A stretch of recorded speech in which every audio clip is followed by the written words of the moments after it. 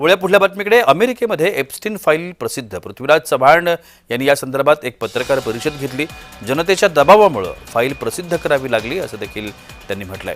Epstein फाईलमध्ये काही भारतीयांची नावं असल्याचं देखील चव्हाण म्हणतायत। भारताचे पंतप्रधान नरेंद्र मोदी आणि एप्स्टीन यांचं काय नातं आहे हे सरकारनं स्पष्ट करावं असं देखील पृथ्वीराज चव्हाणांनी म्हटलंय।